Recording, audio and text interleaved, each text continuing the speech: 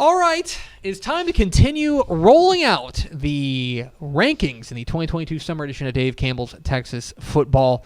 We, of course, have expanded rankings for every classification in the state of Texas in the 2022 summer edition of Dave Campbell's Texas Football, which you can get at texasfootball.com/subscribe. We're rolling out the top 10, and today we're talking 2A Division 1. 2A Division 1 is where we can find the some of the very best small school football in the state of Texas, and some prospects around there too, some of which we'll probably mention as we go along here.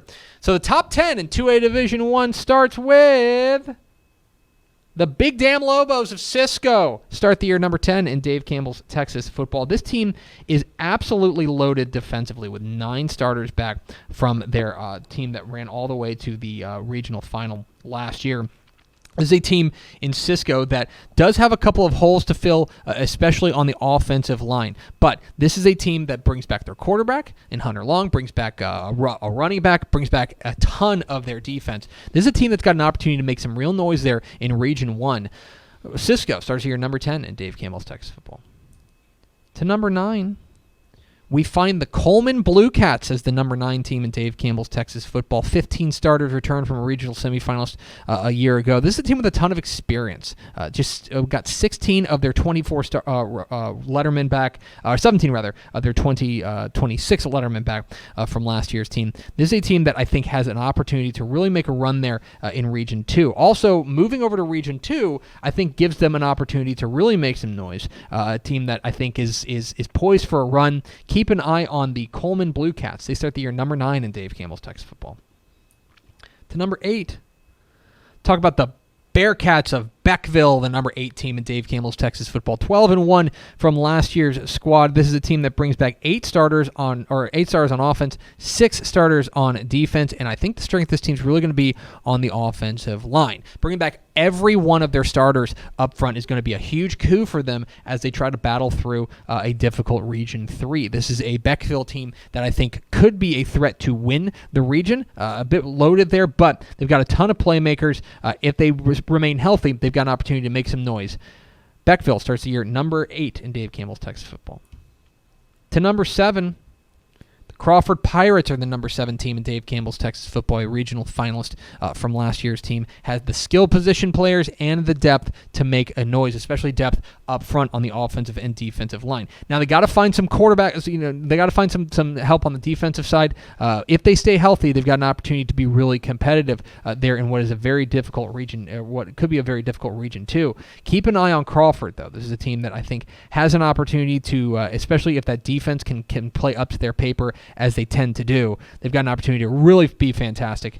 Greg Jacobs' Crawford Pirates start the year number 7 in Dave Campbell's Texas Football.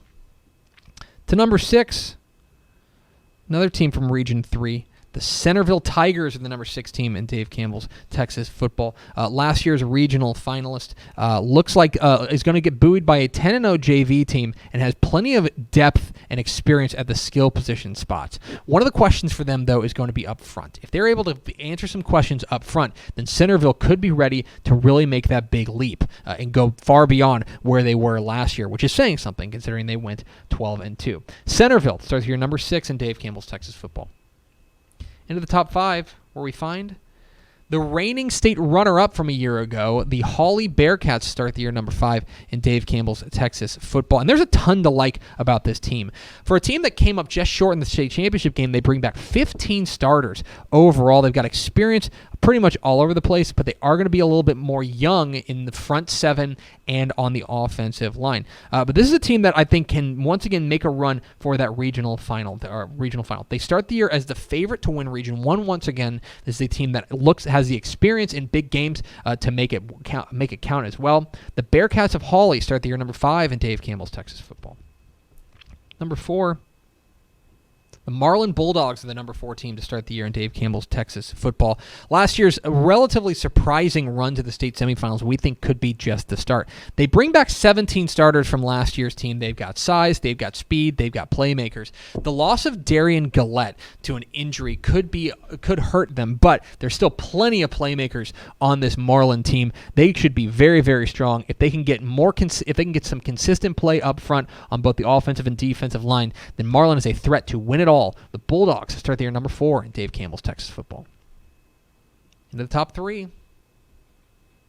The Refugio Bobcats are the number 3 team to start the year in Dave Campbell's Texas football. The regional finalist out of Region 4 from a year ago. This is going to be a team that has plenty of speed, and they've got some key leaders coming back. But this is going to be a smaller Refugio team. It's going to be rely more on their speed than they do on overpowering people. 10 starters are back for Jason Herring's bunch there at Refugio. But this is one of the most consistent programs in the state of Texas at any level. You're talking about a team that has had at least 11 wins in each of the last 5 seasons. This is a Refugio team that needs no introduction at this point. They are one of the very clear favorites, not only in Region 4, but in the state. Refugio starts the year number 3 in 2A Division 1. To number 2. The Timpson Bears are the number 2 team in Dave Campbell's Texas football, and the rise has been so remarkable for this team. Last year, running into the Shiner in the state semifinal, giving them their toughest match all year long. This is a team that's loaded not only because of Terry Bussey, the superstar playmaker, but 11 other starters scattered across the team. This is a team that's going to have great defense and team speed. They bring back an all-state quarterback. They return 7 starters on defense. This is a team that could be ready to win it all. The Timpson Bears start the year number 2 in Dave Campbell's Texas football.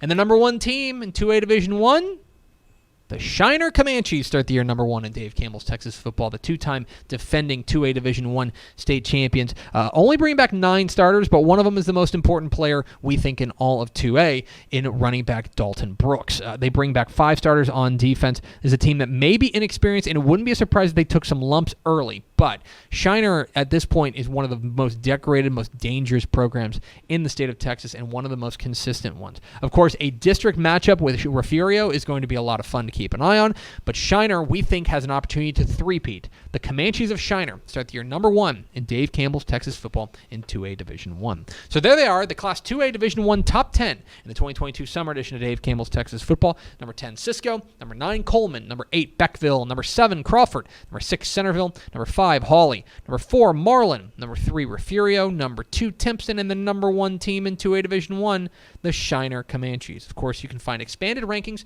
for every Texas high school football classification in the 2022 summer edition of Dave Campbell's Texas football. Secure your copy today at texasfootball.com/subscribe. So there's some intrigue here. Right now, if you take our rankings as gospel, which you should, but if you were, then the state semifinals would be Hawley against Marlin, which was the same as last year. Repeat of that, and Shiner against Timpson, which would be the same as last year. Right. Refugio's interesting. Refugio's the wild card here. I think Marlin's a wild card here, just because the playmakers they've got, and now with the big game experience they've got with those playmakers, figures to be fun. Well, what? Here's the thing, though. We just saw the report come out not too long ago that Darian Gillette could be out with that injury, so that. Yeah, it's a real question, right? They've definitely got a lot of talent. Got a lot beyond Darian Gillette, but you lose a guy like that, that hurts. It's going to be. He's been a factor on not only football but every other sport as well. But Refugio, speed, Ernest Campbell, one of the fastest guys in the state, regardless of classification. Could he be that difference maker for them in that matchup every year? One of the things I think is so interesting about Refugio this year is that in past years, like it's kind of.